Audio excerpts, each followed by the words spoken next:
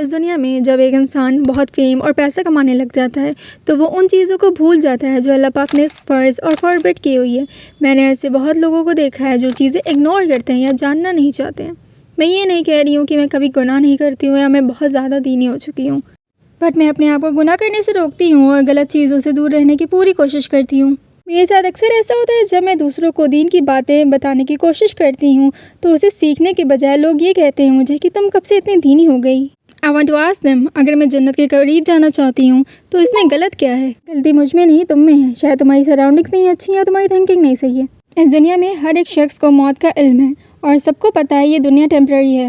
ہم گناہ کرتے ہیں، پارٹیز اور شادیوں میں ڈانس کرتے ہیں اور فرض اور حرام چیزوں کو بھول جاتے ہیں۔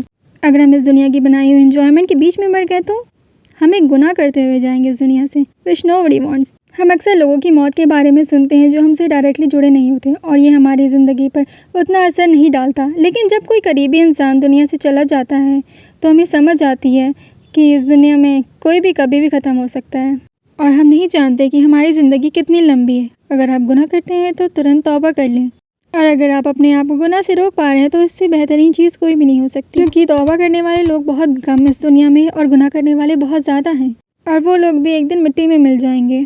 کیا آپ نے یہ بات گہرائی سے سوچی ہے کہ سب سے پہلے نماز کا حساب ہوگا، پھر بھی ہم نماز نہیں پڑھتے جو کچھ منٹس کی ہوتی ہیں۔ آپ کا ایکسکیوز کیا ہے؟ کیا چیز آپ کو روک رہی؟ نماز تو کہیں بھی کبھی بھی پڑھی جا سکتی ہے نا، چاہے آپ ٹریول کر رہے ہوں۔ اللہ پاک نے ہر ایک چیز آسان بنا رکھی ہے۔ میں نے دیکھا ہے لوگ گوسپ کو زیادہ امپورٹنس دیتے ہیں نماز سے۔ I went to get together اور نماز کا وقت ہو گیا تھا۔ میں نے کہا چلو نماز پڑھ لیتے، تو ان سب نے بولا تم پڑھ لو، ہم بعد میں پڑھ لیں گے۔ بعد میں کب؟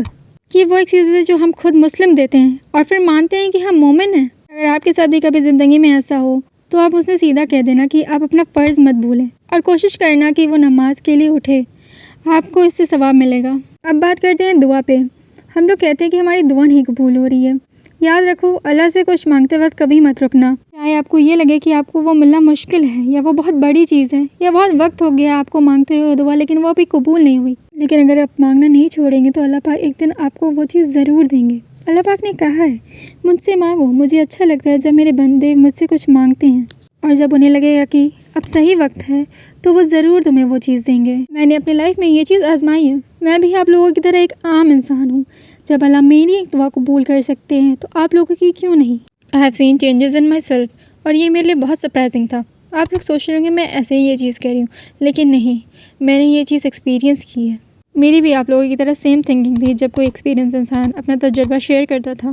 I just want to say کہ اگر آپ کو اپنی زندگی میں چینج لانا ہے تو بس اللہ پاک سے کہہ دیں، دھیرے دھیرے آپ خود اپنے اندر چینج ایکسپیرینس کریں گے، پھر آپ نیکی کے راستے پر چلنے لگیں گے۔ بس اپنی نیت میں سب کچھ اللہ کے لیے کرنے کا ارادہ رکھنا ہوگا۔ I know it's a human nature، اگر ہم کوئی اچھی چیز دیکھتے ہیں تو ہم کچھ وقت تک اس سے انفلوئنس ہوتے ہیں، لیکن پھر کچھ دن بعد اسے ہم بھول جاتے ہیں۔